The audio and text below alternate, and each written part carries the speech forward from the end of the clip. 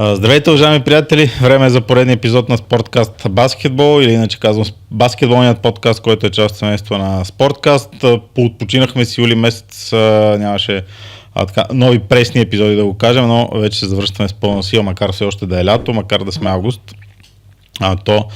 Баскетболните емоции със сигурност не спират, защото пък предстои вече начало на подготовката на постепенно ще започне да се подготвят и отбори, и селекции и така нататък, но нас това не ни вълнува, нас ни вълнува да си разказваме интересни истории от миналото, ако щете от настоящето и да си говорим и за бъдещето. А днес съм поканил един гост, който със сигурност е оставил немалка следа в българския баскетбол. Най-малкото не един и два гости тук са говорили, че той е повлиял положително, да кажем, на техните кариери, така че ви вече сте прочели в описанието. Става въпрос за Александър Тодоров. Преди да продължа, само да благодаря на Flat Major BG, която ни подкрепя за това да го има този продукт, най-голямата платформа за краткосрочно и дългосрочно даване на апартаменти под наем в България, вече с имоти и в Гърция. Разбира се, харесвайте канала, абонирайте се, пишете с коментари, предложения за гости и така нататък, че ако щете и критики към водещия също са приети добре, смея да твърдя. Така че, господин Тодоров, първо благодаря, че приехте поканата. За първи път се чухме преди мисля, че май месец беше. Така специално пропътувахте разстоянието от Гърция до тук да гостувате, така че наистина съм много благодарен. Как си? Средата на това вече средата на лято е по-скоро, така да го кажем. Как си? Как те намирам, в какво настроение? Господин Нишев, първо удоволствие ми е, че съм тук с теб. След като се познаваме вече, колко е това, 17-18 години, като беше млад и талентлив журналист, аз си само млад журналист. Изчервих се. Ама минали сме, нали, много там не една-две истории. Интервюта и какво да не, така да удоволствие ми е, че съм тук при теб.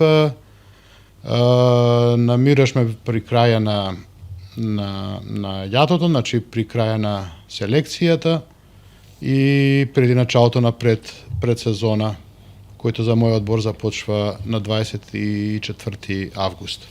Малко остана да кажем и си говорим, разбира се, но зрителите, които няма да не знаят и не са готови, ти от новия сезон ще бъдеш спортен директор ли се води?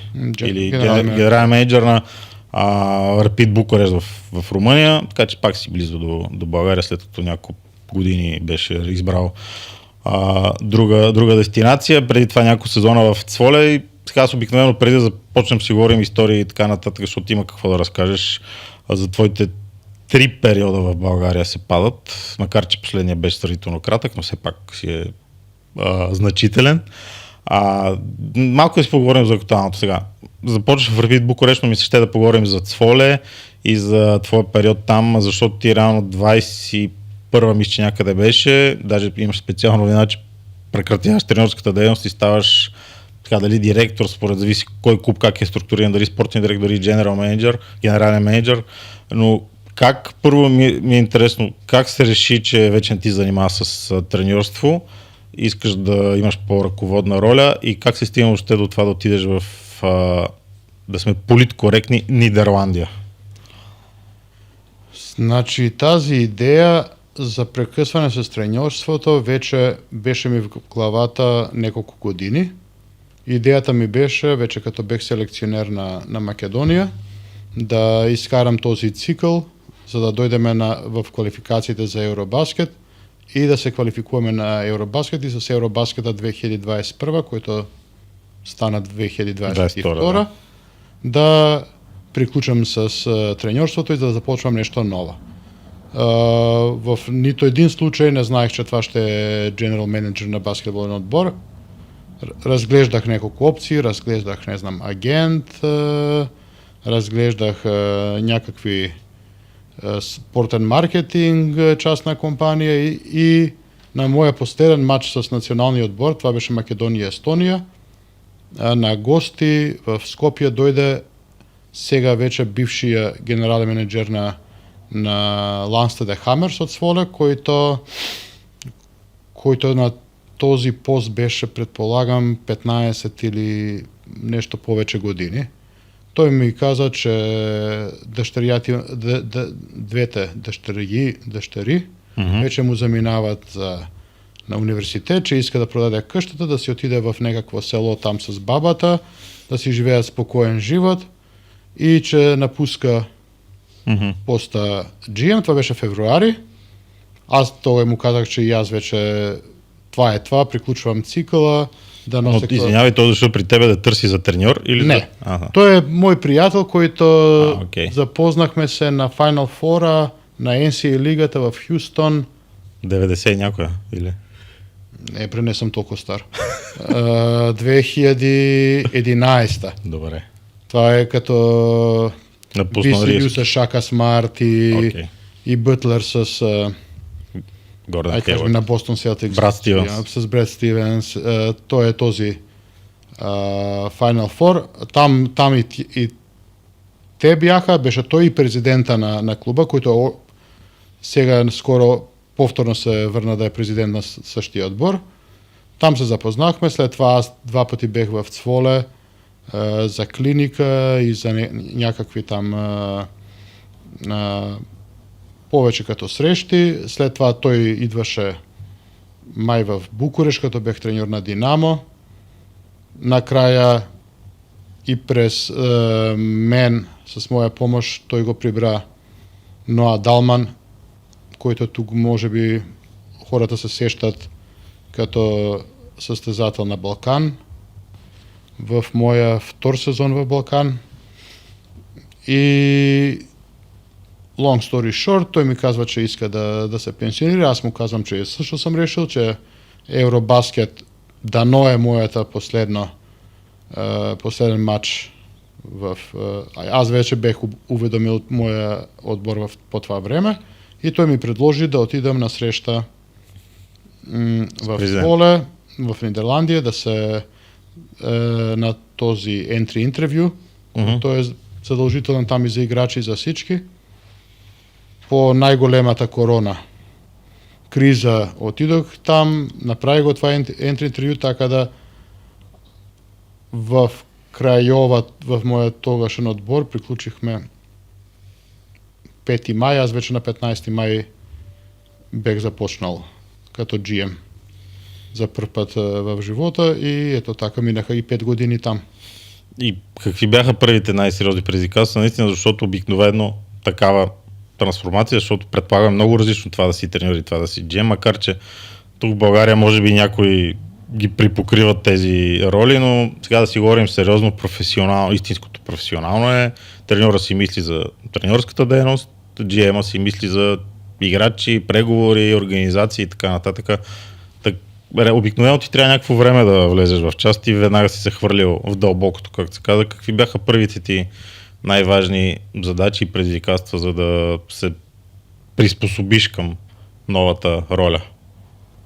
Сега трябва да се разберем, че да си треньор тук на Балканите, по същото време трябва да си и GM, и не знам, и доктор, и економ, и какво и да не, и там и маркетинг. Така. Така да не е тук накрая, в мое време, във всеки отбор, къде работех, GM като пост нямаше. Имах GM за първ път нито в МЗТ постоеше такъв пост. Първ път GM в живота имах в Крайова, който накрая краища пак аз бех и GM-а. Така да много неща беха ясни. От ъгъла на спортното право, на как се правят тези договори, до нетворкинга, който разчитам, че моя нетворкинг е добър. И повече от нормално. До много неща и сега, разбира се, там идваш в среда, къде баскетбола не е баскетбол, къде трябва да биеш и да спечелиш, а е просто начин, на който трябва да офертираш забавление на хората и да ги накараш да дойдат в залата. Идваш от среда, защото аз съм работил в България, Румъния, Македония, къде като паднеш 5 дни, никой не ти се обажда след мача. Така. И къде техните хора след това това е, знаеш, по социални медии, идваш там къде хората идват, просто кога ти като отбор им офертираш нещо по-различно, нещо ново. Имаше последния мой сезон, този сезон, значи падаме май 4 мача поред. И петия мач играеме го вкъщи. Имаме най-големия до този момент оборот на продадени билети след 4 мача паднали. Тук, като паднеш мач, на петия мач поред, даже ни майка ти, ни баща ти не идва да те гледат. Това е разликата, че хората просто там направихме някакъв, не знам, Family Day или имахме ги тези много неща, Christmas Game, Easter Game, Family Day и това. И хората идват на това. Така да тази част ми беше може би най-трудната, защото там аз никой път не съм бил фен на социални медии, даже съм бил съперник, веднъж трябваше да разберам как да поддигаме нивото на, не знам, на views, на reach, на това, на она, да работам с фотографии, видеографии. Имах много късмет, че имах много добър маркетинг директор. Споменах ти днес брата на треньора на Ливърпул на Арне Слот, който има своя частна компания за спортен маркетинг. Ние просто го наемахме с целия свой офис там, с целия персонал да работи за нас. Ама без него ще беше много трудно. Ти завършваш, всъщност не, преди да те питам, не миналия, по-минали сезон, мисля, че Спартак Плевен да идваха в Цволя да играят, или така от Северната баскетболна лига. Така, бихте ги с малко накрая, но направи впечатление, така, не изглеждаше разликата чисто баскетболно, говоря сега, не знам, може един матч, дали не е важен, чисто баскетбол е много по-голяма във ваша полза. Какво по-различно се играе там като баскетбол, защото, да кажем, вие все пак играете в белгийско-нидерландска лига през редовния сезон. Реално, може би, някои отбори в Белгия са с по-високи бюджетни, може би, сигурно доста. Какво по-различно е чисто като баскетбол там? И сега ние си говорихме, ще разкажем и тази интересна история, но вече като си говорим за шампионския сезон, реално кой играч много допринесе за това да станете шампиони? Значи, какво е? Първо, за хората тук, може би, не са наясно, че Белгия и Нидерландия имат една обща лига. От 20 отбора, там са 11 белгийски отбори и бяха 9 отбора от Нидерландия. Сега вече донесе се решение да се намали лигата от 20 на 16 отбора, така да останаха само 5 холандски отбори, заради това, че най-слабите 5 в лига, най-слабите 4 бяха холандски. И цял сезон играеш ги тези 38 мача, след което почват плейофите, а плейофите са отделни. Белгия си има отделен плейоф и Холандия си има отделен плейоф, заради това, че ФИБА не признава плейоф на обща лига, значи там ФИБА иска да си има всяка страна свой шампион, заради тези билетите за евротурнирите и там вече се двоиме. Шампиона на регуларната част на лигата след 38 кръга, той е шампион на Бенекс лигата. Ама говорим за една много професионална лига, къде с All-Star уикенди, с това кога се прогласяват най-добрите играчи, който е специален ивент, къде хората идват, не знам, с костюми, с тези как се казва, папийонки. И значи, от една страна, професионална лига, какво е по-различно? По-различно е, че всеки матч е ивент. Каза го вече, да не се повтаря. Най-слабия отбор с най-малко бюджет има лед реклами, има забавление на тайм-аути, има там това затемнение с LED скринове, каде с некакви филми, като интродакшн на одборите. Најслабие го има това. Штото за разлика од тук, каде и сега ще ти кажам нешто с бюджетите, примерно, не знам, било кој одбор в нашата регија, получаваш бюджет од 100 евро, решаваш 80 да даеш на играчи, с 20 играчи евро казваше се оправам со всички останали нешта. Нашиот бюджет там, и штото бюджетите се јавни, штото имаме ги тези, дани 33 до 36% отиват на играчи. Всичко останало отива на за да се разбереме, голема част од тези останали се данъците. Питаме има ли разлика меѓу Белгија и Холандија? Има, Белгија плаштат помалку даноци, имат някакви освобождаване. В Холандија това го няма. Всичко останало иде на това. Значи, штото тези танчорки и LED скринове и това, което го правиш, това ништо не ти идва за не идва за без пари, да. И нормално секој одбор взима, ако не 12, 7, 8 коли, това е всичко лизинг, това ништо не е спонзорство. Штото ние тук като сме ги гледали тези одбори, казваш, ама те имат спонсори, това не се спонсори, това е лизинг, којто го плащаш. Ние плащавме една кола, Ford Fiesta, 550 евро на месец.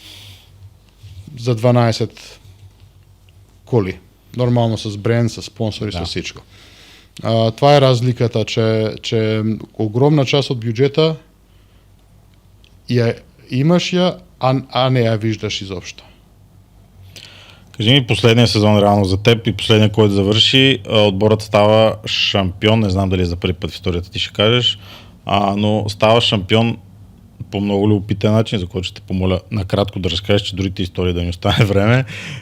И най-важното, защото е различно, не е друго, стават шампион с треньор жена, старши треньор жена, което не знам дали някъде друго да се случва. Ме ми направи впечатление от година на европейското за юноши, че на Франция юношите ги водеше жена. Мисля, че не знам кой, дали на Иван Липиев в Белгия беше жена треньор по едно време или на Данчо Минчев. Но наистина не съм чул някъде треньор жена да стане шампион. Все повече идват такива, нали, има такива назначения, но кажи ми първо как ти ли избра тази дама за треньор и разкажи за шампионския път, защото е много любопитен наистина. Значи, сега много е леко като спечелиш титла да казваш да, аз избрах. Факт е, че след вече в моята трета година имаше сериозни нарушения там на междучовекови отношения помежду треньори и играчи. Там имаше треньор, който беше вече с години в отбора, предполагам, че 20, и който беше спечелил първата титла през 2019 с този отбор. Но некој па знаеш која ще спечелиш, това ти одиграва лоша шега, като помислиш, че си много силният треньор, който ми се случило и на мен нормално, ама никой па не съм допуснал да ходи в това отношение. Имаше много оплакване от играчи, особено от локалните, които доведоха да имаме в отбора investigation, как се казва това? Разследване за toxic environment. Okay. Нещо огромно в Холандия, къде такви разследвания даже и в техната хокейна федерация, този хокея, който си игра на трева. И там май са много силни, нали? Да, това ходи по телевизия, баскетбол не ходи по телевизия. В спортната редакция на техната национална телевизия, значи този беше, защото те много неща взимат, нали, от американците, и Toxic Environment, Safe Communication е нещо на върха на нещата. Малко много корпоративна среда иска да изградят, нормална, добри отношения. Казвам го, защото аз работя в подобна фирма и да разбирам. Да, и дойде до това разследване, намериха, че има Toxic Environment, така да търсехме някое ново начало. Во ека на това расследване получих оферта за треньор Гаел Бузан, која до този момент е вече 6-7 години помошен треньор в Остенд. Това е до тази година, сека година шампион на Белгија, на чело с сега вече бившия им треньор Дарио Джерджа. По това време селекционер на Белгија, тя също помошен треньор на Дарио Джерджа в Белгија. Дарио Джерджа е хрватин, којто в момента е селекционер на Босна. И треньор од скоро на баскетболниот одбор Босна. И получавам една оферта за помошен треньор. И нормално трсиш под расследване си, тамо всички спонзори, во смисол опитваш да скриеш, а не можеш да скриеш, и търсим ново начало. И казвам, при една среща с Дарио Джерджа, говориме, и тој ми казва, ако искаш некој којто е идеален за комуникација, којто играчите харесват, нормално, като помошен треньор, по принцип ти си харесван треньор, е тја. Направи го аз интервјуто, требаше ми едно 2-3 седмици да съберам 3 вота в борда, защото борда е од 5, треба 2 имах ги од началото, третиот малку требаше да поработа, и сложихме Гаел Бузан за хед коуч. Нормално жена треньор, колку и да говориш че те се понапред и с идеи, се полиберални, и там е некакво чудо. Сещам се првиот матч, предишниот сезон, значи тоа е вторија преди 2 сезона. Играеме го вкъщи и по едно време там одгоре каде седам, погледам долу, има поне 10 камери, 10 фотографи, които не гледат мача, а всички се с камерите там. Дојдохме да сме на новините на национална телевизија, на спортните новини на националната телевизија, којто за први пат. Казвам, баскетбол в Холандија не врви по телевизија, не е национален спорт. Дојдохме на спортните новини, на вечерните новини на белгиската национална телевизија. Ама секој чудо за 1 месец, за 2 месеца, след това вече имаме треньор и това е. Имахме провал сезон, приклучивме 6-ти в холандската част, приклучивме на четвртфинали, почнахме втор сезон с неја. Единственото позитивно беше, че тази комуникација којто искахме и тази нова култура да изградиме, наистина нештата се промениха. Тя вече разбра си грешките, разбрахме ги всички нейните грешки, направихме одбор од играчи кои ще врват во тази посока и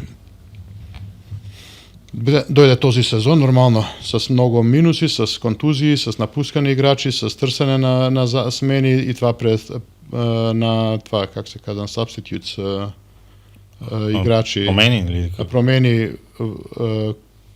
не по наше желание. Как и да е, в плейофите влегохме като номер 5 в Холандија, като номер 14 в Бенекс лигата, нали, защото се двои, имаше само 4 одбора преди нас, леко бихме номер 4, след това дојдоха номер 1 на полуфинали, првиот мач паднахме го 30, след това всеки следващия мач бихме го с двуцифрена разлика и на крај дојдохме во финал, каде 2 пати бихме навън, и това 2 пати бихме навън по 20 точки, последниот мач го зедохме вкъщи, мач номер 4, и Гаел Бузан стана првата жена треньор којто спечелила титла шампион в една европейска страна. Да, Алипиев имаше жена треньор, след като ние сложихме и след като направише този шум жена треньор, те махнаха след 1 или 2 мача махнаха го старши треньора и сложиха го помошника, сложиха ја, как се казва, помошната треньорка за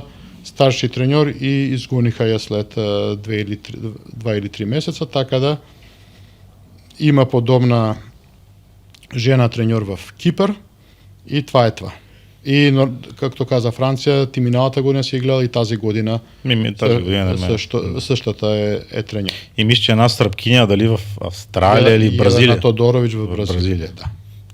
Там е интересно, жена треньор в Бразилия, но както и да е. Сега питаме нещо, да свържам с нашата идея с България. Нормално, в най-трудния момент, като мораше да се съгласиме, да пуснеме стартовия център, появи се опцията да нормално търсахме секаде и одведнъж се появи се опцията да вземе центъра, който Рилски решиха, че не им е потребен, Джейлен Томас. Говорихме и аз говорих с Миркович, тя говореше с Киров.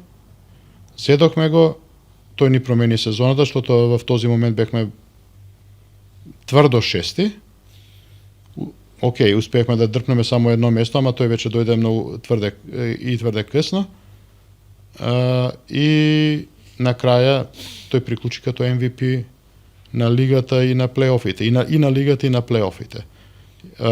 И едноставно без него никой път нямаше да се получи това, което се получи. Да, това е доказателство на едно място може да не ти се получи поради каквито и да било причини, пък на друго да станат нещата, така че честита титла. Защо се реши да отидеш сега в Румъния? С какви амбиции отиваш ти? Не лично, твоите винаги са за високи, но за това отбор, защото знаем, дори беше актуално тук преди 10 на дена Левски футболни игра с Крайова и там се говореше много, се дискутираше как сега сравнението не е окей с баскетбола, но да кажем румънската лига футболната, и мисля, че за баскетболната важи, има много отбори с доста прилични бюджети. Има един отбор Клуж, който е над всички, но след много са равностойни другите, съответно конкуренцията е по-голяма, но може би така както може да си трети, сигурно може да завърши 10 и ти ще ми кажеш какви амбиции тръгва Рапид Букурещ и какво ще гони през нови сезони. Въобще ти предполагам си с някакъв по-дългосрочен план за няколко години напред. Значи, първо, аз договорих се с Рапид още през март и уведомих ръководството, така че аз бех речен, че заминавам. Няма нищо общо, че взедохме титла, па аз изчезвам, а просто решението беше взето. Като всеко решение, което го взимаш в живота на професионален план, имаш един фактор. Пари. Да. Сега какво да се лъже? Така. И Цоле беше 8-9 часа до Скопие с самолет и тук е 8-9 часа с кола, така да не е, че е нещо по-близо или това, просто пари за мен и пари като бюджет за отбора. Нормално, аз бех една година в Букурещ, като треньор на Динамо. Аз по принцип обичам си големите градове и заради това съдбата ме отвела в Цволе и в Крайова и в Ботевград и в Самоков. И взедох го решението. В смисъл, това беше вече, говорихме го почти една година. Миналото лято не се реших. Тази година вече през февруари бех и подписал, така да чисто професионално решение. Гледайки и какви амбиции тръгваш, предполагам, има някакви цели поставени, сега пак казвам, се оговорихте, че там мисля, че е много равностойно първенството и много трудно да... Както може да станеш, ти ще кажеш, как може да станеш трети, предполагам, може да станеш и 10 или... Види, там са всички отбори финансирани с държавни пари. От общините, от министерство едно, от министерство друго. Целият бюджет на Рапид идва от Министерството за транспорт. Целият бюджет, и това не говорим за Рапид баскетбол, а говорим за 23-4 там отбора Рапид с спортната зала, с стадиона. То е един цел комплекс, който е в собственост на Министерството за транспорт. Тоест, извинявай, останало е малко и много това, което е било в комунизма, така наречен. Транспорт Рапид, полицията Динамо, войската Стеауа. Това са нещата. Нормално футболните отбори са частни, Също като Рапид, значи Рапид плаща рента за да ползва стадиона там и всички съоръжения около. Съоръжения, окей. Ама Рапид, този моя президент в Рапид, няма никакво влияние на политиките на футболния отбор. Ама затова занимава се, не знам, с джудо, с скрима, с плуване, с Ти ми каза женски хандбал. Женски хандбал, който е там в цялото това дружество, даже и пред баскетбола. Женския баскетбол тази година станаха шампиони и играят шампионска лига. Така да, какво са моите амбиции? Ти ме познаваш, знаеш кое са моите амбиции. Да биеш Клуж. Може не на първа, ама вече за 2-3 години да биеш Клуж. Добре звучи. Чакай, чуда се дали да те пита, може нещо да Рапид, ама то те първа ще има там какво да разказваш, затова дай да те върна. Всъщност вие ще идвате септември месец, нали така? Да, септември идваме на Самоков. Това е първата част, втората част от подготовката правиме я в Австрия. Тук в Самоков ще одиграем 3 контроли с Плевен, с Пловдив, с този нормалния на Сен Николов и с Локомотив и с Рилски, разбира се. Браво, значи който не те е видял сега в София, може да те види в Самоков. Ай не мора. Ай не мора. Добре. Казвам го там за определени 2-3 лица, да не забравяте. Айде да те върна вече 20 почти 20 години назад, да не те връщам от началото на кариерата ти, но всъщност не искам да те питам нещо много важно, защото тук в България много рядко виждаме много млади треньори, да казвам. Пък ти, доколко си спомням, си почна на 20, даже дали си има и 20 години треньор, нали така? 23 така. Във втора лига и поемам МЗТ с 25 години. Как? Кога? Като не става за баскетболист. Да стане да пробваш да станеш. Обичаш баскетбола, опитваш да намериш нещо друго. Получи ми се шанс съвсем случайно да съм треньор във втора лига на един отбор, който беше финансиран от тези комбинатите комунистически при нас се казваше Алумина. През последния сезон там бихме с лекота. Един от моите най-добри приятели стана спонсор на МЗ-та по това време и нормално първо взедеме мене с Марин Докузовски като адвайзер. На МЗТ? Да. Това беше една година Марин в МЗТ също. И след това вече тръгна. Тръгна лека по лека и... Това е 2001, аз вече 2008 идвам тук в Кажи ми, Самоков. защото как идваш в Самоков, кой те потърси първи, кой те намери? Сега предполагам, последната договорка била с инженер Георгиев, но реално с твоето идване в Рилски започва и възхода, да го кажем директно, вдигането на бюджета на Рилски става осезаемо вече тогава. Как дойде ти в Самоков, кой се свърза с тебе и защо избра да дойдеш тук в Рилски? Те не се свързаха с мен. По това време имах агент, Горан Граматиков от Скопия, който работеше много с Петър Георгиев. Той вече имаше по това време докарано май всички чужденци. Бранко Миркович вече играше там. Имаше Мико Голубович се казваше. Да. Имаше май и трети един. Душан Миличич не беше ли това? Всички беха играчи на Граматиков. И той идва при мен. Знаеш, те търсят треньор. Това вече е некъде април. Още даже трае сезона. В това време сега много е тъпо да говориш, те беха никакъв отбор, ама те имаха 5 победи в сезона пред аз да дойдам там. Нормално това се отнасяше на бюджета. И аз спомням, аз първ път дойдох в Самоков на 31 май 2008 година. Отиваме в Кокошкова къща, аз, агента ми, и там идва Петър Георгиев и Борко Челингиров. И Петър Георгиев казва, и това помням ги думите, особено всеки път, като чуем колко плаща по някой баскетболист сега, той ми казва, аз повече от 2000 не давам евро, не давам на нито един.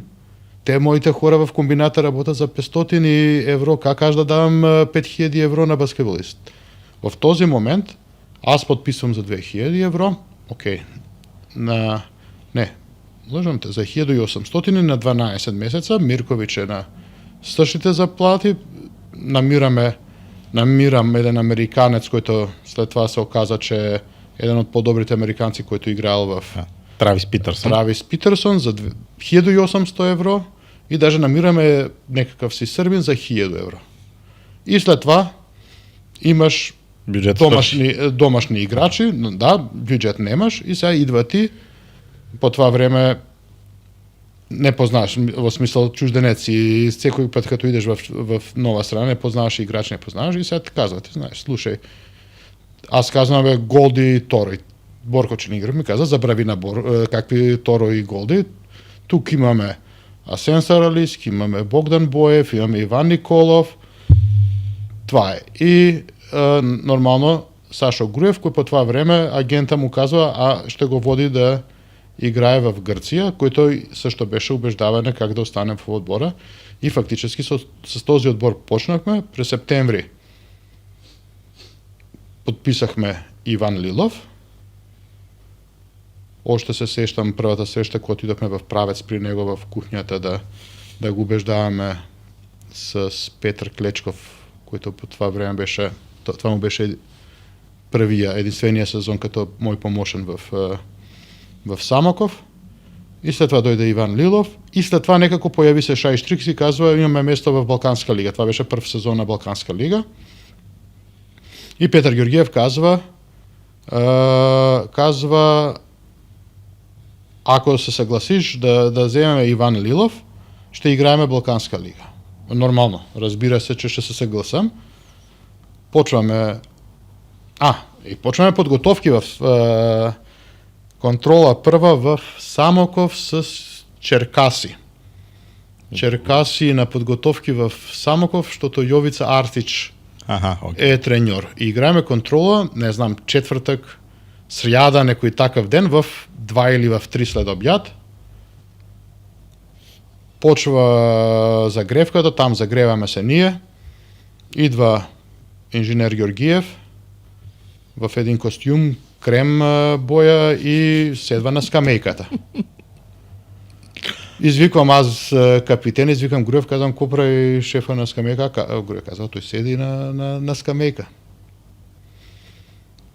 Добре, нормално не искаш да правиш цирк там на матч. Да. Разбрахме се като хора, той е интелигентен човек и разбра, тогава беше вече готова новата зала с VIP, с там, не знам, кетеринг на полувреме, къде му е место да седи с, не знам, с Валентин Златев, с останалите шефове, а не да е при треньора.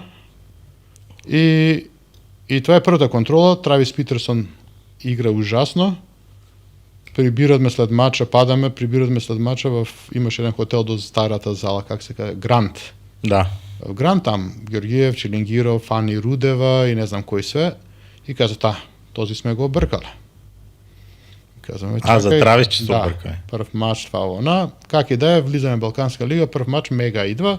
Мега, още тога е отбор на Мишко Режнатович.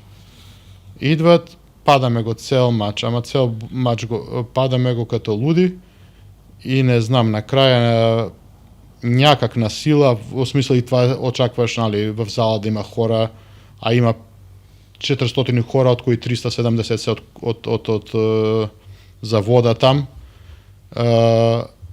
И накрая някак стигаме овертайм, те изпускат наказателни, вкарваме тройка от средата и биеме го първия матч. Сашо Груев. Помня, аз бях на този матч. Знам, това беше телевизионен матч. Да.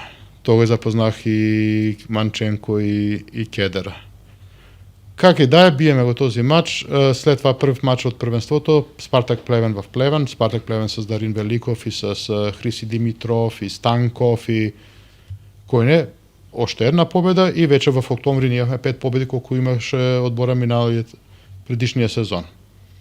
Този сезон, знаеш, приключи с спечелване на Балканската лига. Final Four в Самоков, каде за прв път и може би за последен път тази зала беше пълна, въпреки че имаше там. Имаше, другия Final Four също беше пълна срещу Тити. Той Тити я пълнеше най-много. Тити докара го тук на улица преди ще напълни улицата. Така. Тези мачове с Тити не се броят. И това беше моя първ от 3 сезони в Самоков. Да. И вече, наистина, тогава Рилски се утвърди, сериозен ти говори какви играчи, надградихте, пак сте стигнали бюджет, сега не може да не кажеш цифри, но Рилски вече се превърна в фактор в лигата тогава, започна и селекции и така нататък. Сега аз си спомням, Сашо Груев ми е показал 70 няколко комбинации или нещо, имаха един плейбук. Може аз да бъркам. Види, Неша, сега ти ще ме питаш защо за моите методи, знам какво ще те питаш, защото питаш ги всички тук, като идват за това. Не, това но добре. Мора да се разбереме две неща. Първо идваш и си на 33 години, нали, и мислиш, че си, не знам, това реинкарнацията на Пет Райл или на някакъв такъв. Okay. Нормално, в смисъл, всеки треньор има его. Даже и те, които се плашат прекалено много и от самите себе, показват его, защото това е начина, показват ароганция, защото това е начина как да покажеш на отбора, че си... Всеки имаме, значи всеки един. И най-лошия треньор има. Да. И този на U12.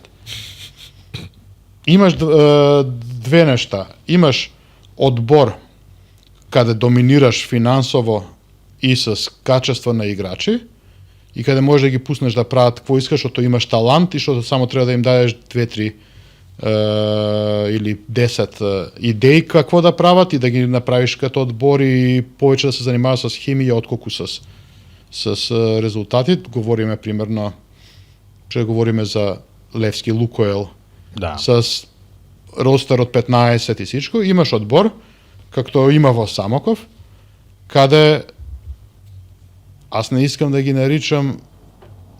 Те беха играчи, които по принцип никой път не заиграли за Левски, които никой път не заиграли за Лукойл, които не беха търсени от Черно море, които не беха търсени от Плевен. Значи това беше, което може да се собере. И сега нормално, не може на тези момчета да им дадеш топката и да им кажеш, ево ви топката, вие имате талант и играйте. Първо можеш да им сложиш в главата, че са добри. Можеш да им ги напълниш глава, а второ можеш да ги направиш те да слушат какво, да направиш дисциплина, за да който правиш я вън терена, за да може тази дисциплина да имаш на терена като играеш, защото това е. Аз не съм се променил от Самоков 2008 до Лукойл 2018. Сега и това ще ме питаш, предполагам, ама има разлика. Да, може съм 10 години по-стар, ама като ставаш по-стар, ставаш по-малко флексибилен, не ставаш повече флексибилен. Ама просто отиваш тук в отбора, в февруари, да, падат или януари, кога беше, падаха 3 или 4 мача, говорим за Лукойл, по 30 точки от Балкан.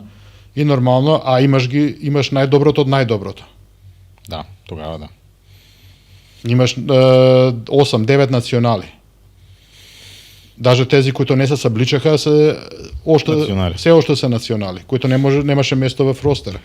И това е, да, това са комбинациите, това са изискванията, това са тренировките, това са тичанията, това са... Аз не отивам там да ставам най-популярният човек в Самоков. Отиваш да ги направиш да спечелят.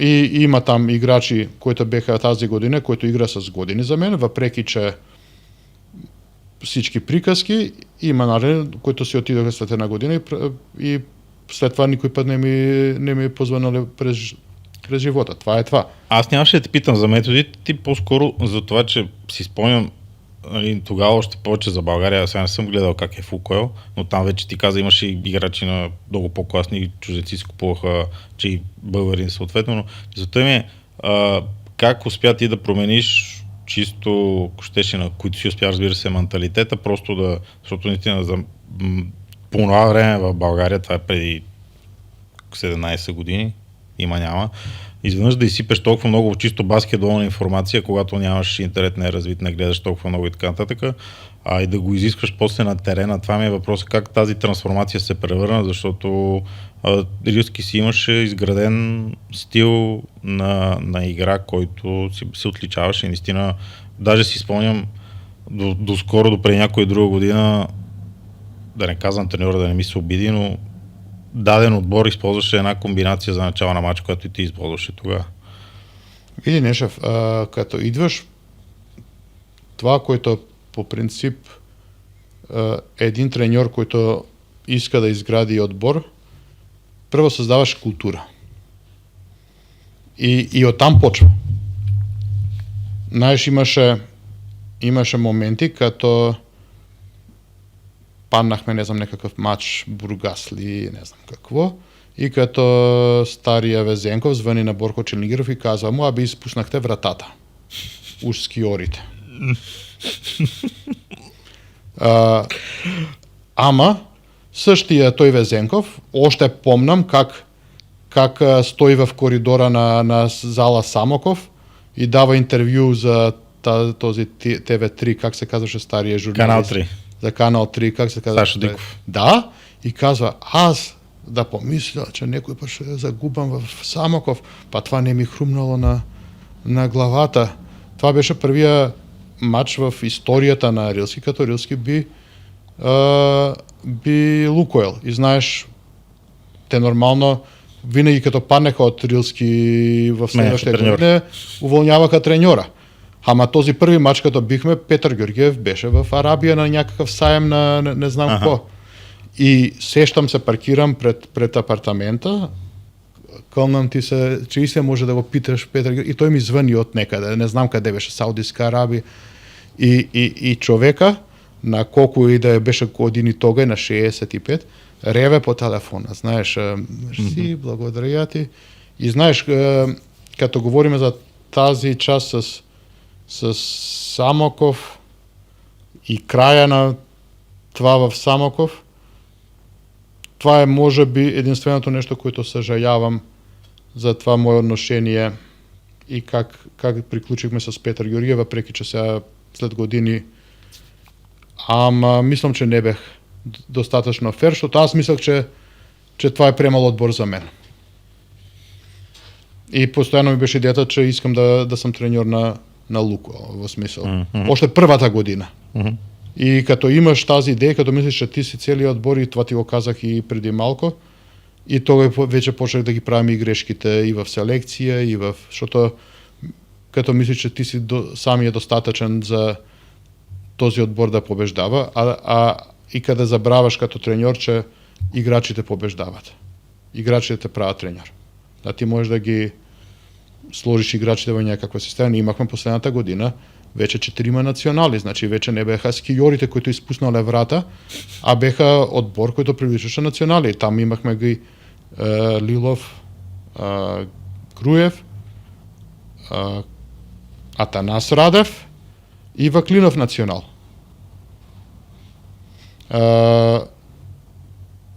От нула, в смисъл. Да. И това е тази култура, която изграждаш, и те знаеха, че не може да ползва телефони, да ми да с дъвките и с обеците на тренировка и това и она. И накрая пак идваха, а не идваха, ние не бехме, не знам, най-богатия клуб да идва заради пари, идваха за да просто направят една крачка напред, да дойдат до този национален отбор, защото знаеха, че ще играят, че няма да дойде там някакъв американец и те да стоят по ъглите и да чакат да получат топка, ако американеца е в добро настроение днес да им даде тази топка. Ти каза, съжаляваш тук, но чисто спортно, какво смяташ, че можеш да постигнеш повече? Имам още малко. Можеш да постигнеш с Рилски и не успя да го постигнеш за този... Ти реално изкараш 2 пълни сезона, всъщност на третия си тръгваш в февруари месец, ако не се лъжа. Видих какво можеше. Първата година дойдохме до полуфинал. Да, от номер 5 бихме Спартак Плевен на четвртфинале и дојдохме с Лукойл и чукаха на 3-0. Нормално. Да. Втората година беше тази купата в Јамбол, каде првиот мач на Бихте Лукойл. Да, каде првиот мач в дења беше Лукойл Рилски. Това не беше ли Арсич треньор или Беше Арсич с Вили Дин, с Бранко Миркович, с Чавдар, с Перо Антич, с Тодор Стојков. един от най-силните отбори състави на Лукойл. И получи се този матч в 2 часа. Да, много рано беше. Той даже май не беше по телевизията. Право от правец. Да. Още не влегоха ни в хотела с саковете, с всичко. И дойде матч къде да знам, там 10 минути преди края ние вече имаме 20 точки предимство. И играеме преди Јамбол. Така да вече в залата идват хора, фенове на Јамбол. И там зад мен на скамејката вече се наредени, не знам, Буцев, Митио и плюс Тити Папазов и Дарин Великов и не знам кој всичко. И одведнаш почва реженето. И почва цела зала, судија е Гологанов. Окей. И почва цела зала, Гологанов, Стојнев и мај е Субашиев, ама не сум сигурен. И почва цела зала, значи в Јамбол да крешти мафија. И на краја, даже те идват до ситуација, Перо Антич стреља некаква тројка и дават му 3 наказателни на 2 точки за нас, ама това е просто те ще нахлуеха, така ли се казва? Да, нахлуваше. Те се готвеха да нахлуят в игрището. И на крај решиха, уж минало времето, мај не беше минало, така да испратихме ги Лукойл вкъщи. След това мај Балкан беше на полуфинал и Левски на финал и там имаме 2 точки предимство и Ѓорги Чеховски, којто играл за мен като беше на 16 години, којто имал забрана да стреља тројки, вкарани тројка од пред скамејката и пане, това можеше да се спечели. След това в првенството мај пак дојдохме на Лукойл, там тој бевме не пети, четврти, играехме с Јамбол четвртфинал и дојдохме на Лукойл, повторно приклучи и после идва тази трета година, каде аз вече с мозока сам искам навън, а сам там. Казвам ти, направих милион неща, които од днешен аспект сожалявам. И, знаеш, никој па не сум седнал да говорам с Петар Георгиев по тема, направих милион грешки. Во смисло и со селекција и со всичко. Така да там беше краја и вече в февруари прво че не те на краја мај дојдоха Балканска лига бутахме добре. Таа постоја тук не бутахме, аз вече имах договор со МЗ за следващата година. Те вече ми беха казали ако че може да ми платат да ходам в Америка, да търса играчи, да гледам March Madness и вече и мотивацијата ми беше нула и казам ти не го одиграх това добре, ама од сека грешка учиш, нали? Да. Најмалку ти си бил на 35 години, од сека грешка учиш, така да аз во смисол не мога да ти кажа че като играе, не знам, Самоков срещу треньор като Асен Николов, којто ми е пријател, или Васил Христов, којто работел с мен, че сам винаги јас за Самоков, ама това, којто направи го там, инженера Георгиев, не го няма на Балканите, няма го в Европа, защото минах 5 години там по Западна Европа и това немат го тези најдобрите немски одбори и окей, може би имат некој Евролига, али това е това. И вече се бренд, знаеш, независимо че бијат или не бијат, или печелат или не печелат. Той трябваше, Петър Георгиев трябваше да спечели тази титла Много, да. много отдавна, да не чака до пред 2 години. Ама Така е. знае си той защо не спечели. Така е. Кажи ми за този период в МЗТ. МЗТ е една дълго мечтана, поне това, което съм чул, ти ще кажеш работа за теб. МЗТ е един от най-популярните, да кажем, баскетболни. С работнички там голяма конкуренция, голямо съперничество, но да кажем много взискателни фенове, пълна зала, МЗТ също с вдигане на бюджет тогава и ти отиваш, отборът не е ставал никога шампион на Македония, което се променя с твоето идване, но ти изкараш един сезон. Кажи ми този сезон, защото със сигурност напрежението върху теб, чувал съм и от второ лице, не от първо, от второ лице, заради помощника си тогава наистина е било огромно. По една или по друга причина. Види, МЗТ, работнички, това е Партизан Звезда, това е Левски ЦСКА в смисъл. Да. Два различни кварта дела на града. В единия са само всички за работнички, в другия са всички за МЗТ. Проблема е, че аз живеем в средата на този обратния кварт на работнички. На работнички. Ама аз съм почнал като тренер в МЗТ на 25 години и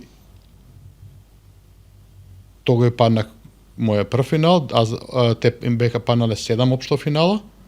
Даже имаше финал, къде след 2 точки плюс има 2 наказателни и спускат и вкарват в последна секунда и губят на овертайм.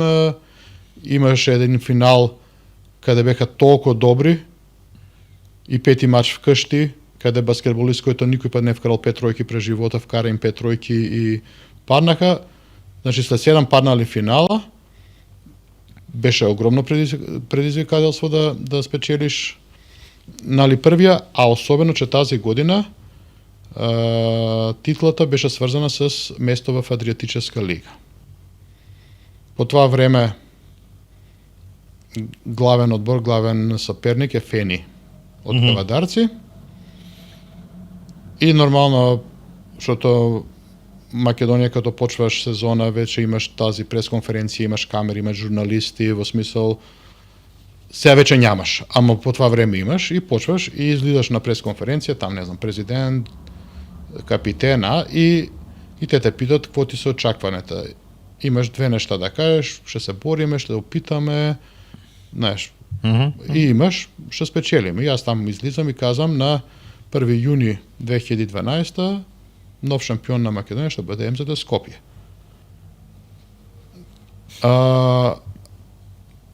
И на 1 юни беше нов шампион МЗТ. Какво беше това?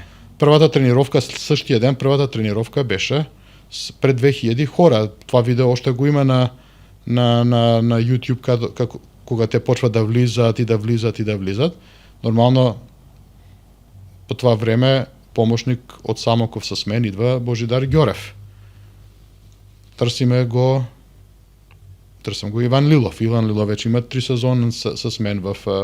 Окей, Иван Лилов имаше си винаги тази обсесия да иде в чужбина, па почваше, па отиваше, па прибираше се, ама имам и звъна му, и знам по това време звънам на агента му. Агента по същото време звъни на Фени и след 2 дни Фени го подписва Иван Лилов. Как и да е, спечелихме, отидохме в Адриатическа лига и това е в смисъл тези хора, които псуваха и плуваха и които пишеха и всичко, накрая, като взедохме титула, чакаха на 5000 хора на входа, защото взедохме титлата в Кавадарци, те не чакаха на тази пътната, как се казва, рампа, къде не плащаш тези пейтол, на входа на Скопие, там не чакаха с коли и влизаш в аеродром с такъв рейс. Знаеш колко аз не обичам тези неща, ама накараха ме да се там на върха на рейса и виждаш и те стоят по улицата и чакате. И там вече ги познаваш и знаеш, той седеше на 3-тия ред и той псуваше И те ме скандираха да си заминам там в декември или не знам там еден матч паднахме. Това е живота на треньора, знаеш, ама по-добре би работил с натиск и с пълна зала, отколко да работам в празни зали и без натиск. Как се върна в България? Кой ти езика, в който се обади за да дойдеш в Балкан тогава, където също 2 години и половина ли изкара го? Ти реално дойде по средата на сезона, нещо такова. Да, обади ми се Цветан Луканов. Ние падаме матч в Сплит. В Сплит Адриатическа. И следващи на график ни се Олимпия в Јубјана и Звезда в Звезда, май. Мале. И там вече се знае, че горе-долу, вече чувам, говоря с други треньори и това. И обажда ми се Цветан Луканов, те падат некакъв матч от Бургас вкъщи. Аз съм на летището в Сплит. И той ми казва, може ли утре вечер, некакъв вечерен лет от Сплит за Скопје? И той ми каза, може ли утре да дойдеш до Софија? И аз казвам, имам договор. И той ми казва, имаш договор, ама възможно е много скоро да немаш договор, така да некој го беше добро приготвил. И казвам, добре, ще дојдам на Софија и намираме се в ресторанта на Царско село горе. Тој идва со сина му, с Петар. И както ти казах за Рапид, така ти казвам и за Балкан. Професионално решение на основа на пари. И аз му казвам, добре, той ми пише там на една салфета некаква цена, подава ми я салфетката. И аз му казвам, добре, да се оправа и това. И започвам. И той ми казва, не, ти не се прибираш за Скопје, ти продължаваш за Ботевград, защото играеме телевизионен матч в петък в Стара Загора. Стара Загора е с Жоро Младенов треньор. Така да ти нямаш време да се прибираш в Скопје и да събираш, всичко ще ти купиме от тук, и костюми, и анцузи, и това. Ти започваш. И започнах в Балкан. Първия матч бихме в Стара Загора, на втория матч бихме Лукойл в Ботевград. Също първата победа на Балкан. Смятай. В историята.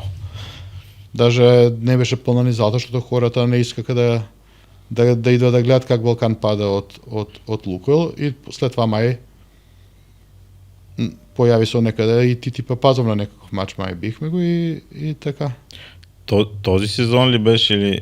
Не, 2015 ли беше, където Драгович ти вкара тройката?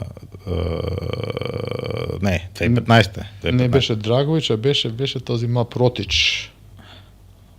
Ага, не, той Влада беше треньор тогава. Чакай, че ги обърках аз вече, но искам да те питам за състава на Балкан. Сезона по-скоро 2013-2014, този, който... Кой е този сезон? Първия ли мой или втория? Втория. Окей. Те първия пълен, така да го кажем. Първия сезон, там беше какво беше събрано. Да. Втория сезон вече почнах да търся какво аз иска. Там запознах го Станимир Маринов. Контузен, на скамейка. По принцип, това бившото ръководство беха го там водили по някакви смешни доктори и не могах да му намерят какво му е. И той като дойдох, той седеше на скамейка, той изобщо не тренираше.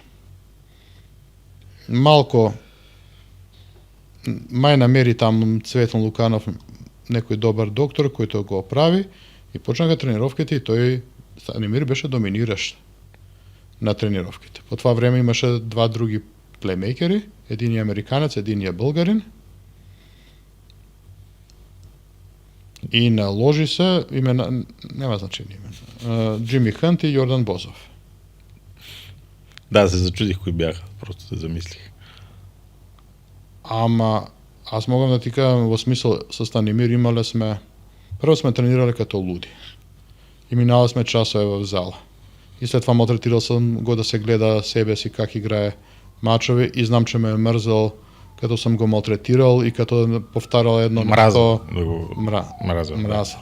И кога повторял едно нешто 100 пати, и каде 100 пати сум му казал не става, имале сме и плюсови, имале сме и долу. За мен тој е един од најдобрите баскетболисти којто сам тренирал.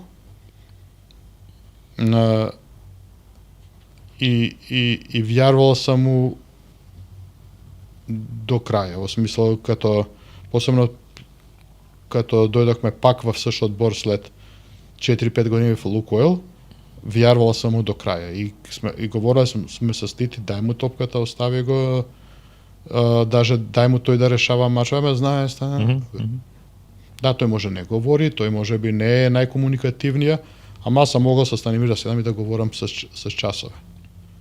Казам ти, нормално след като минахме това првите шокове и тој си имаше, нали, контузија, а част од тази контузија е това колку си комити, ти храната и стречинга и какво јадеш пред тренировка и какво правиш след тренировка и многу сме работили на всички тези нешта и нормално кога опитваш да работиш на всички нешта и тој те дразни теб и ти го дразниш него, знаеш, и многу сме имале сме ги. Как да не, ама... Да, ама тој като беше тука каза само хуи работи за тебе и не само тој. Добре, на крај се помнат хубавите работи, знаеш. Викаш, на момента... На крај приклучихме тук на 25 мај, бихме този, как се казва, кмета Гавалюгов. Този и прибрахме се и так приклучихме. Това ни беше последниот матч, аз и тој в същиот одбор, така да. И знам как приклучихме пред клуб 55 там в 7 сутринта, тој ми казва аз исчезвам од тука, аз вече отивам в Клуж, тој вече имаше договор с Клуж по това време, или близко беше договорка с Клуж. И така, и тој беше с Плевен в Цволе преди 2-3 години, като този мач којто го спомена. И беше ми удоволствие да видиш некој, вече тој беше и контузен, вече беше и тој ми каза вечерта преди мача, мај това приклучва тук всичко, още този сезон. Аз се гордея с това, което сме го сработили с него. Въпреки всичко, което е ставало. А как дойдохме да Станимир да...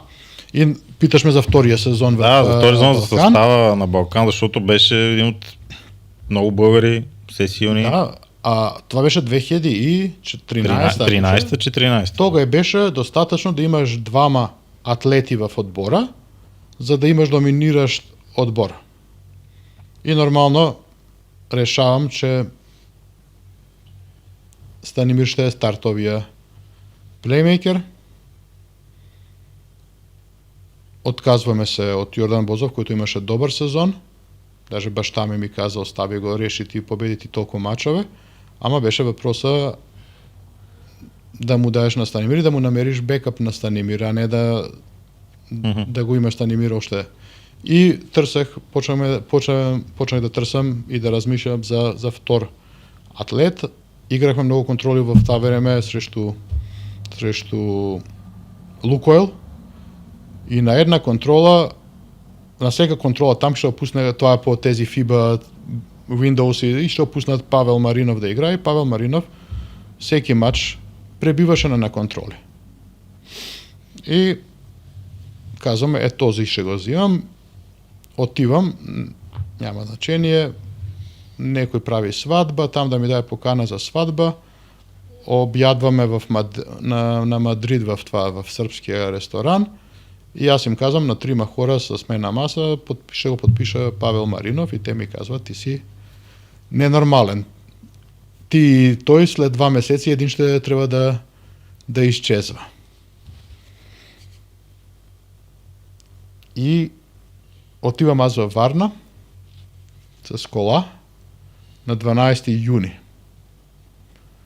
Рождения му ден. Ти като Тити Папазов си почна по-низко. Защо сме толкова 12 юни на Павел рождения ден, уговорка некъде на плаж там И казва му, да, ама ти ще бъдеш капитена, ти ще се држиш като капитен, вече това 10-12 играч в Лукойл, къде ти можеш да какво да правиш и там заради атмосфера и малко да правиш и тези твоите номера и това приключва. Ти си капитена и той ми казва, аз треньор идвам и така да имам вече двама атлети. Че исках да го махам Павел 2 месеци, първите 2 месеци след всека тренировка, кълнам се, че исках. Возех кола и казвам и отведнъж, знаеш, като кликнат някои неща и всичко става идеално. И този отбор имаше двама атлети. Плюс Иван Лилов, плюс Мартин Маринов, плюс по некое време от некъде махнаха от Словения и Груев, върнахме го и Груев. Ноа Далман беше при тебе? Беше Ноа Далман. И там нямаше чужденци, там в смисъл имаше някакви сервисни чужденци. Да. Сега забравям некого, ама нема значение. И това е този сезон, къде ние дръпнахме 2-0 в Ботевград, приключихме втори. Дръпнахме 2-0 и Иван Лилов щупи крака на четвъртия матч в първа минута. И независимо след това пак имаме некои 7-8 преднина на минута-2 преди края. Там една борба в нападение, зедоха му на Павел над главата, вкараха му и отидохме в пети матч. Кажи ми този пети матч, извинявай, защото той не беше телевизионен тогава, си спомням, който беше. И залата тогава видях за първи път. Беше непълна, буквално на покрива, ако можеше някой. И си спомням май първата част 40-20 за Левски, нещо такова ми се върти в главата. Да, настигнахме ги, дръпнахме ги и Митко Ангелов вкара ми тройка. Значи аз имам тази съдба да ми вкара тройка и обърна след това матча. Контузия за Станимир на този матч. И без Иван Лилов и вече... В смисъл, това ми е може би най-трудната загуба. Знаеш, падал съм финали. Да. Падал съм финали. Аз имам колко? 5 спечелено финала. Говорим на плейофи, ама и 5 съм паднал в финала на плейофи. И падал съм финали и на купа и никой па не ми било толкова трудно, защото това беше, знаеш, не беше само Балкан срещу Левски, а беше всичко. Това беше този Левски с банката, как се казва. Да. Шампион стават после Левски. Да, нали нещо уволниха и Лукойл треньора, па сложиха Безенков да бъде треньор. Па ходеха во Самоков, имаше всичко, това не ми се гледаше баскетбол. Аз след този пети матч вече този финал не го ни гледах. И защото това беше един от 3 или 4 пъти, като не говорихме с Тити по 2-3 седмици. Защото с Тити толкова трае. Да. Даже не го гледах ни финала. И едно от най-трудните поражения, защото в този момент и в целия момент до сега в България двама хора давали свои пари от джоб. Петър Георгиев с години и Цветан Луканов. И Цветан Луканов е може би най-добрият спонсор, с който съм работил и заслужаваше и да спечели, той заслужава да е още в баскетбол. За съжаление, едно ненормално семейство успея да го изгони от баскетбола, ама той заслужаваше, изгонихте заради някакви ненормални амбиции, успея да изгонят човек, който даваше свои пари от джоб. Къде и за съжаление, в това време и федерацията не направи нищо да защити този човек, който напросто правеше му всичко, все да му е по-трудно и по-трудно. Това е и по мое време, и след мое време. И сега, като каже Петър Георгиев, аз съм единствения, който дава джоб, да, вярно. Ама имаше и само втория. Много по-малко време. По-малко време, а можеше да бъде до ден днешен, защото Това, знаеш, като ти влезе баскетбола в главата, няма вече избиване назад. Така е. В смисъл, казвам ти, такъв спонсор трябва да хода и да молиш такви хора да ти са в спорта. Не само в баскетбола. Мисля, че следващия сезон не го завършваш, нали така пак? Да. Тогава вече дойде Влада Вукойчич на твое място, който там от Драгович му вкара тройката в четвъртия матч, в Ботевград, но тогава пък защо си тръгна? Спомняш ли си, имаше... Да, знам, ама... Не ти се говори, добре. Не се говори. Имаше здравословни неща.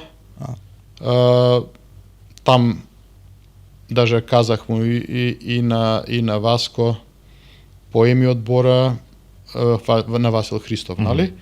Няма значение млад, не млад, този отбор, който вече, знаеш, отбора беше изграден, това беше втора година, почти същия отбор. То си, извиняваш, прекъсна, наистина си личеше в финала с Лукойл Академик. В ония период, нали, окей, титлата на Левски ясно, но онзи финал си беше почти загубен от Лукойл, просто тройката на Драгович в Ботевград, четвърти мач при 2-1 за Балкан. Да, имаше там някаква стрелба, и последна атака за Балкан за титла. Да. Отиде в пети мач, нали? Лукойл всички контузени и никой па нямаше да се повтори. В смисъл на... да, плейофи са за това, нали? За това са плейофи, защото като най-малко очакваш и падаш или печелиш, Тони Дечев беше на това. Да. И Васко Христов не искаше и докараха го този Влада Вукойчич. Аз много... Нема ни да го разказвам моето мнение там, защото накрая видяхме след Балкан, той просто никъде. Ама това е, в смисъл... Това беше трудна година лично на личен план за мен. И тогава вече почнаха тези там политически игри и хора, които взимаха пари от Луканов. След това той беше президент, как се казва, Мишо, как му е фамилията? Михаил Михайлов. Михаил Михайлов. След това спре Луканов да му дава пари, след това почва да излиза по телевизията там, да води там някаква кампания за там другия. От най-добрия, той идваше, казаше треньор, това какви добри тренировки, аз никой път не съм видел, може ли да са... И отведнъж не става Луканов не дал топки за Дюша, Луканов, ована треньора, ована. И там вече беше, създаде се това политическо лудило и знаеше се, че по принцип се работи на всичко да изгонят Луканов от баскетбола и изгониха го. До ден днешен, как ти каза. Да, защото можеш да има отбор, който с частен спонсор, а може да взима сега там, не знам, 1 милион от парите на хората за улици, за осветление, за водовод и да си правиш, че си шеф на баскетбол. Това са нещата, ама те не ги искаха частните пари, искаха да им взимат на хората, които нямат пари и да си играят шефове. 2019-18 реално последният ти престой в България като консултант, нали така се водиш тогава, консултант, така се водиш на Левски Лукойл, след като играчите на Лукойл Академик реално отправят, отидоха или голяма част, мисля, че без 2-3 отидоха в Левски да стане този по-силен отбор, така нататък. Към края на сезона дойде ти по-рано спомена за този отбор, имам още 20-25 минути, така че по-рано спомена за този отбор и трудностите. Може би, да, в крайна сметка ти не си старши, отговорността не е изцяло твоя. Сигурно пък и там си усеща едно напрежение, най-малкото събран с Тити и Митко Ангев, мисля, че също беше в щаба. Тодор Стойков, президент Валентин Златев, спонсор, не е било лесно. Че даже накрая май и психолог имаше отбора, макар и криминален психолог, но все пак психолог. Слушай, това аз почнах този сезон в МЗТ в Адриатическа и некъде януари вече паднахме от работнички вкъщи, работнички с Чавдар Костов по това време и дадох си оставка. И 4-5 дни след това, това е там од 1 јануари, мај влизат Лукойл и Левски заедно. 6 играчи од Лукойл. Повече мај бяха даже, но както и да. 6 од Левски, мај беше така. Еден ростер натоварен с играчи, каде секи мисли, че треба да игра. И нормално,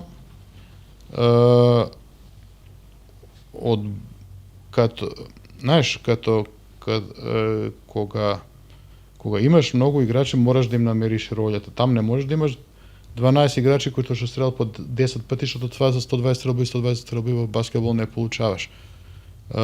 Ама од друга страна, за да ги држиш всички доволни, што нали се това силни карактери, добри играчи, те играле за Левски без пари, се одведнаш има пари, и Тити или Митко там почнаха да им дават, беха започнали да им дават еднакав шанс и да играат с ростер од 12 Евролига. Нашиот менталитет тук и менталитетот на нашите играчи не е Евролига, че можам да играам, влизам, играам 2-3 минути, давам всичко себе и след това се равнам. Ако ти не му даеш там еден континуитет, тој да почувства и топката, и да стрела, и да испуска, и да пак да стрела, те нашите не ти играат. И те беха паднале 3 пати по 30 точки мај, само не помнам, беше нешто од Балкан, ама зашто толку беха играли и отоа што некој одбор беха паднале с многу. Те и купата мај загубиха тогава. Не, аз дојдох на купата. Купата спечелихме. Там на една точка спечелихме. Да. Подобре беше да ја загубиме, што след това па исчукаха на Рилски некаде в некаков град там Возов MVP. Во Велико Трново. Во Велико Трново. Да, и на тоа сега бях, сеќам се. Да, и звани Тити и каза да знаеш че ти се обади Тодор Стојков и ще ти каже до вечер да дојдеш на Софија. Ама слушај, ще ти офертира да дојдеш тук, треба ми помош, иска да го гонат Митко Ангелов, това не знам дали Митко изобщо знае за тази историја. Ако не додеш ти, ще го изгонат Митко, дај само и знаеш ти как. И казам, добро братко, обажа се Тодор Стојков след 1 час, аз се правам че не знам. И тази вечер, същата вечер играат некакъв матч в универсиада и след матча ходиме в Happy Bar и Grill, как се казва там в Геомилев горе на хълма, нема значение. Да, до зала фестивал. Да, и аз и Стојков прв пат во смисол там имало дразги, аз и Стојков треньор и играч на Лукойл, нормално ще показва сила на најдобрија, нема да показваш там на резервата и говориме, окей, идва Тити след 1 час и така ставам уж Associated Head Coach. Сега виждам моја љубим треньор е Associated Head Coach в Пловдив. Това има да научи старшиот треньор, това има да бъде NBA. Нема значение, ама одведнаш идваш во одбор, там помошни Митко Ангелов, Божо Ѓорев, Тити нали, и сега одведнаш аз идвам и казва ми Стојков, ти поемаш всичко. Јас му казвам, не могам да поемам ништо, всичко, защото те се хора които на краја Тити ми е пријател, Божо работел с мен 3 години, Митко можеби не сам го знаел толку колку запознах го тази година и разбрах, че сега и дъщерја му станала световен шампион и ще му пишех вчера и не му писах, днес ще му пиша. И това не идва така, влизаш просто и ти казваш од сега аз. Аз сам тук и аз казвам и не, просто требаше време и накрая мислам, че бехме добар одбор, смисъл добар прво между нас 4-мата, а че има напрежение, има во смисъл то няма как. Да, запознах го и Валентин Златев прв пат, познава го там од трибуните, ама никој пат не бех говорил. И тој си има свое мнение, 100 години в баскетбол и тој иска и Стойков и Тити, и не винаги тези три мнения се на същата линия и там трябваше малко и да се балансира. За мен тези 4 месеца беха, може би, най-хубавите мои 4 месеца в баскетбол, въпреки напрежение, ама прво аз си обичам София, втор аз дойдох там и да му помогна на Тити, ама имах си да си върнам там сметките на един. И накрая приключи с върнати сметки. Тренирах в това време най-добрите български играчи. Тренирах Божа Аврамов, и Павлин, и Станимир, и Христо Николов. Това Сем Станимир, те на всички бех. Христо Захарев. Не. Никол. Христо Николов, Гларуса. Той завърши в Левски ли? Той беше в отбора и Веско Веселинов. Той бяха играчи. Той ми отказа Гларуса да идва, само го кана ми отказа. Той и Павел Маринов. Трябва да им се обадиш да им кажеш, че не е страшно. И така. Извинявай, че те прекъснах. Имаше там играчи, които съм искал, нормално искаш да тренираш най-добрите, които не можеш да я тренираш, защото не тренираш най-добрите отбори, защото не тренираш най-богатите отбори. И те беха там, не знам, беше и Веско Веселинов, беше и Асен Великов и много. В смисъл на финала, на последния май финал, на последния матч от финала, май Алекс Симеонов и Карамфилов не беха в ростера, защото имаше 14 играчи. Може да замислиш, значи, кое е там било и забравам 100% некои. Да, и Ники Стоянов, който одведнъж мораше да получи роля, защото некој мораше да върши черната работа, иначе просто не вървеха нещата там. И това ми бяха най-хубавите 4 месеца като не като треньор, като консултант, помощен, associated, какво и да е.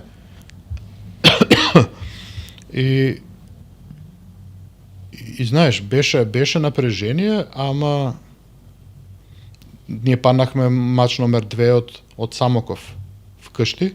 1-1 отидохме, бихме го 2 пъти в Самоков и след това паднахме матч номер 1 от Балкан вкъщи.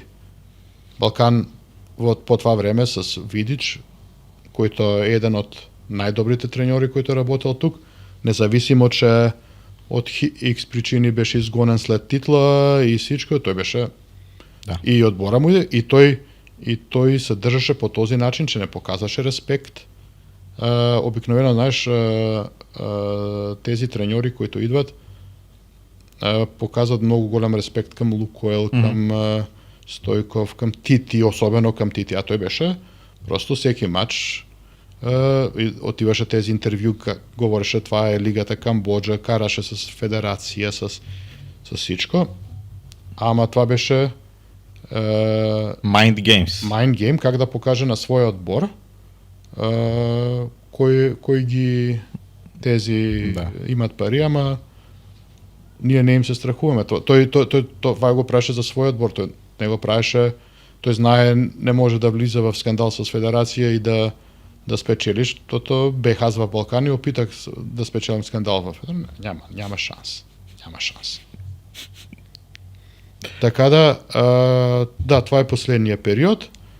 Аз също некъде там към края вече един матч от плейофите дойдоха от Крайова, офертираха ми старши треньор и аз приключихме, знам, на 25 май приключихме и аз вече знаех, че в смисъл на 26 май вече знаех, че ще ставам пак старши треньор. Това казахме последния ти период като треньор, но кажи ми, много ми е интересно, защото аз тук си говоря с някои. Помня аз 2010-2011 нашите отбори играха с румънските, най-вече в Балканската лига тогава и променлив успех, но нашите, да кажем, печелиха и ти си с тебе сме ходили в Търгомуреш ли беше някъде нагоре на далеч, да използвам друга дума, на Лукойл Академик, да кажем, тогава беше над румънските, сега нещата са много променени. Ти си немалка степен свидетел и на това, което се случваше в Румъния тези години, и тук и в България. Това ли е голямата разлика? Това, че общините, държавата е ангажирана, защото много се говори сега и Калуян Леонов, може би знаеш, че е станал депутат и той се опитва да прокара закон за спорта, но това ли е голямата разлика там? Просто че това, че държавата е застанала, дали че са общини, дали че по някакъв друг начин министерства ти каза, инвестира в бази, предполагам много треньори от чужбина в Румъния, ти си пример сега и директори, но мисля, че много сърби има там, литовци, имаше и така нататък. Това е голямата разлика между Румъния и България, освен разбира се чисто човешкия капитал, защото там е много, 20 и колко милиона държава. Слушай, Нешев, има както и в живота, и в икономиката, и във всичко има циклове. И в момента цикла на българския баскетбол е най-долу. Факт. Това не означава, че ще е постоянно надолу. Този момент 2008, 10, 12, па даже и там 15, всичко беше на възход. Това не беше само Лукойл дава пари, там беше... Да. Те имаше 5-6 отбора, добре. Аз знам, моята първа година Варна с Асен Христов, Плевен с бащата на Богдан, с Румен Петков, също пари, и Дарин Великов, и Ямбол с Чолаков, който може би няма да никой път много пари, ама затова имали ги тези, които ти седат зад гърба и... Да. И там е било невъзможно. Аз знам 9 от 10 треньори, които водят мачът по таблото в Ямбол, защото там ако стоят, те ми станаха приятели, като бихме Луко, или иначе и мен ме чакаше същото. Не да мисли, че и аз нямаше да мина. Интересно ми е сега, нали сега залата е след ремонт, да ми е интересно сега как ще Аз ти казвам, ако някой път се връщам за треньора, няма да се връщам никой път треньора, ама ако някой път се връщам и се връщам в Ямбол. Ще го кажа на кмета, да знае, след няколко години. Ямбол няма да се връщам, казвам ти, ама ако вече ми дава да избирам къде би искал би една година в тази обстановка там, защото това е просто чистата баскетболна обстановка в тази държава. Значи сега сте долу, окей? Обратно, румънския баскетбол е горе. Да, всеки отбор получава пари от общините, ама не дей да кажеш, че и тук получават отборите пари от общините. Да, но не са 1 милион на една община от 20 хиляди дава на отбор. Нали? Това не е всекъде.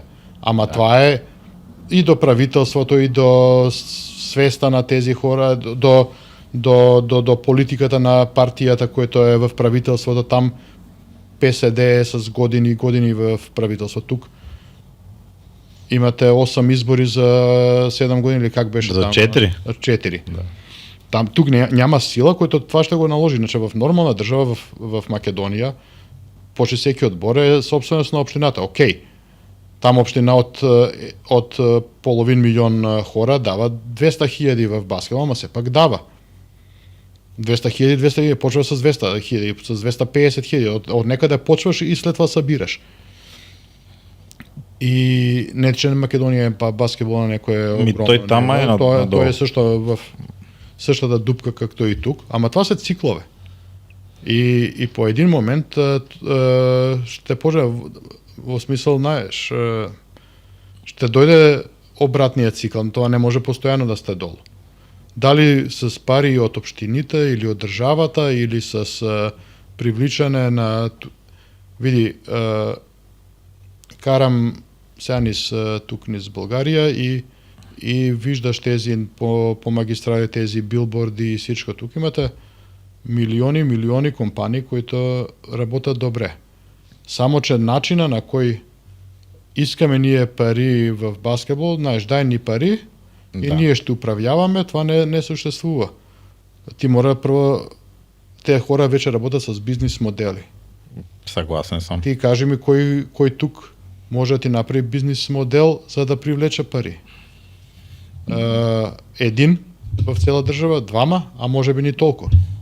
А това, ако ни дай ми 50 хиляди, ще те сложам на това и ще бъде златен спонсор и сребрен спонсор, това е умряло в смисъл. И ще ти сложам на кръга в залата, на коя зала, като половина отбори нямат лед реклами в залата. Разпечатват тези пластмасовете 3 на 1, които падат всеки път, като играч удари в тях.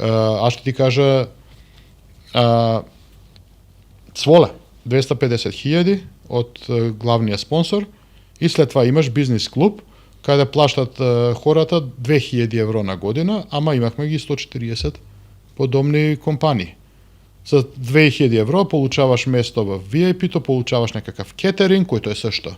Спонзор, нали, којто не плата, получаваш там, не знам, 2 бири, којто отиваш купиш тези металните там за и не струва ништо, и имаш 300.000 евро од старт. Те 2000 е минимума. Имаше там хора кои некој пат ни даваха, купуваха по 4 билети примерно. Те не идваат секи мач. Ние секи мач не нямаме там 300 хора во бизнес клуба. Ама просто организираш някакви ивенти. Значи, това беше нашиот бизнес модел којто го избрахме, как да зголемиме буџета на одбора. Тук искат да отидеш там на, не знам, на фирма и да ти даде 100.000, 100.000, 50.000, вече никој не ти дава. Така за нищо, абсолютно никой не ти дава. Нема, това време каде даваше Лукойл или каде това, вече нема, во смисъл, икономиката не е при вас, в Европа вече не е толку силна, един спонзор това да го изкарва. А за да докараш 20, 30, 50 спонзора, вече трябва ти бизнес модел. А за приказки нема това. И не знам дали општините или правилен, во смисла не знам кој е правилното, защото нали нямаме тук одамна. Ама искам примерно наистина искам да видам еден Левски, Тити с пари и какво знам и там както на времето и Јамбол и просто да се пълни залите. Аз само ако беше единствената празна зала, като бех аз треньор, секаде беше пълна. Сестрам се тези мачове, Левски, Балкан, като играхме в пълна универсиада от двете страни, не от една. Да. Регуларни мачове, не плейофни мачове. Аз ти зададах този въпрос, защото няколко пъти спомена най-малкото стародение на една дата с Константин Папазов. Сте си, макар да сте имали някакво скарване, сте си много близки. Да задах ти този въпрос, защото сега знаеш, той ще се кандидатира за президент на федерацията. Сега дали ще го изберат или не, ще разберем на 5 октомври, но вярваш ли от това, че той може да донесе някаква промяна в баскетбол? Говорили ли сте си изобщо с него на тази тема или другия път, като дойдеш само, ще те пита за съвети? Не, види. Аз съм му казал на Тити още пред 3-4 години. Той е постигнал всичко. Тити ми е приятел и безкрайно го уважавам. И мога хората какво иска да ми кажат. Да,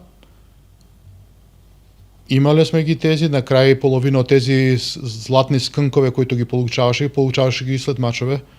С мен там, с това фаулите в атака и с Борко Чилингир и с ама безкрайно го уважавам и знам хора на които той им помага, които изобщо ниту заслужава да им помогне, ниту ги познава, ниту му върнале некој път с добре и той помага. Значи Тити Папазов какъв е да го виждат хората и колко да дразне тук, те се дразнат на него, защото му завиждат. Хората му завиждат и оттам идва Тити. Той е направил всичко, значи печелил повече от всички, значи всички треньори да ги сложиш в един къп и Тити от друга страна, Тити има спечелено повече от тях. Как печелил, какво печелил? Знаеш, много. Има треньори, които приключват кариера без ни една титла. Така е. С половин титла от пред 60 години. Знаеш, той има. В този отбор, в този, в такъв. Като спечели. Водил националния отбор играл добре, като Тити го водил. Следващата крачка на Тити е да бъде президент. Защото той може да събуди това заспалата общественост баскетболна, на краева трябва да ви е ясно, че баскетбол тук не е спорт номер 1, не е спорт номер 5, не е спорт номер 10.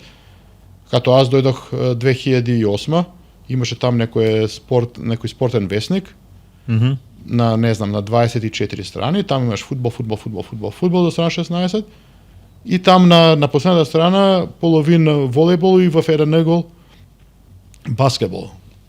Компер. Споредено с Македонија, каде имаш вестник, каде 2 до 3 страни всеки ден в тези вестници се за баскетбол. И това е нивото на кој значи ви тук като по традиција винаги имало други спортови кои се популарни од баскетбол. Значи ти имаш фудбал, имаш волейбол, имате вие и лека, атлетика, има индивидуални, индивидуални имате. И можеш да направиш нещо за да привлечеш хора в баскетбола. И с всичко уважение към Глушков, той това не го прави. Защото Глушков владее с началото на компромис. Владееше или как е с години. Още е президент, още няколко месеца. 2. Да е с всички добър, да е това. Ама и Глушков не е ни целият проблем. Окружението на Глушков е проблема. Така да, ако Тити наистина спечели, а то е единствения, който според мен трябва да спечели, и ако сложи правилните хора около себе, значи там треба всичко да се од нула да се почва. И той ще ги намери парите и ще бъде баскетбол, пак ще се говори за баскетбол. Така да това е одличен крај на една кариера, защото и той не е вече и той не си го Тити, ама и той е вече старо човече и што има полза и българския баскетбол, особено че той може да влияе там и в парламента, и в правителството. Има ги тези конекции, само казвам, всичко знам сега, че искате този, онзи да биде президент, ама той е единственото нормално решение. Кой друг? Сега има още един кандидат, чува се, че може да има и трети, но ще разберем. Третия ще реши всичко. Да видим. Като не върви добре, ще стане селекционер. Защото има си опит от директор да става треньор. Добре, ти намекна нещо, аз нищо няма да казвам, да не правим спекулации, но кажи ми за финал. Ясно каза, че ако някога ще се върнеш като треньор, искаш да е в Ямбол, но нещо за финала ми кажи, моля ти се, и наистина някога, аз си пожелавам пък, не сега, близко бъдеще, някой ден да завърнеш тук, дори като директор, защото има много хора, много са казали, че са научили много от тебе за баскетбола, и скоро и с Кристиян Борисов си говорих, който мисля, че редовно се консултира с теб, други също предполагам, Кристиян Борисов.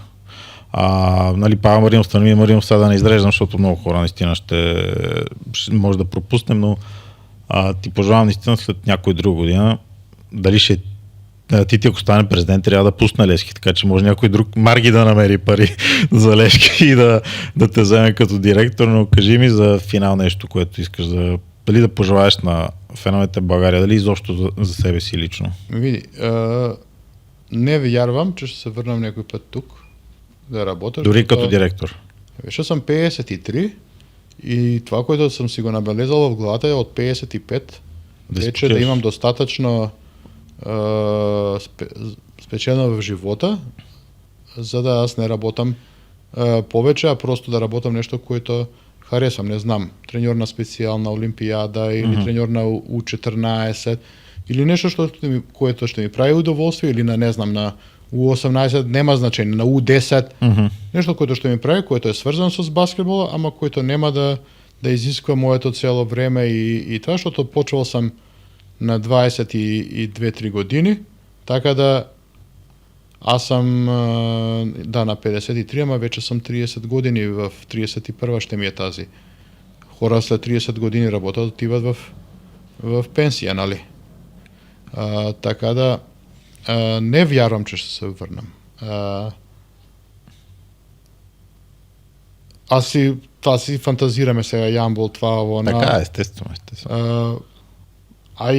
И да се върнам, това трябва да е някакъв Нема сила која би ме врнала, по принцип, веднага ти казвам. Добре. Не тук, ни вкъщи, поштото и вкъщи, нали, почвал сам од нула, бил сам втора лига, спечелил сам, бил сам селекционер.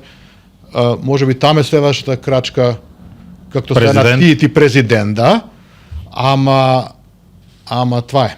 Во 2 години в Румъния и в пенсија. Добре. Благодаря ти много за първо за отделеното време, второ за това, че се разходи до София. Въпреки, че да ти каза, ти си обичаш София, така че вярвам не ти е било неприятно. И ти пожелавам успех в това начинание. Ако не на първата, то на втората година да бутнеш куш от... На първата ще е по-трудно, но айде на втората да бутнеш куш там. Или поне да ги направиш 5 мача или 7 мача или си играят в финала. Колко е? 5. Преди май бяха до 4 победи. Поне да ги направиш една серия 5 мача на финал и наистина ти желая успех и пак благодаря. Беше ми поне на мен много така, приятно да си спомним някои интересни моменти от близкото и вече не толкова близко минало в България. Мерси на теб, удоволствие ми беше. Нали винаги с удоволствие се връщам тук. И особено, че май разказах неколко неща, които не съм ги разказвал поне явно на хора, така да благодаря ти на поканата. Надявам се да ви било интересно на вас, уважаеми зрители. Наистина пишете коментари долу, абонирайте за канала, давайте предложения за гости, защото сега пак след месец юли почивка завръщаме с пълна пара. Отново благодаря на Fat Manager за това, че ни подкрепя да го има този продукт. От мен чао и до нови срещи.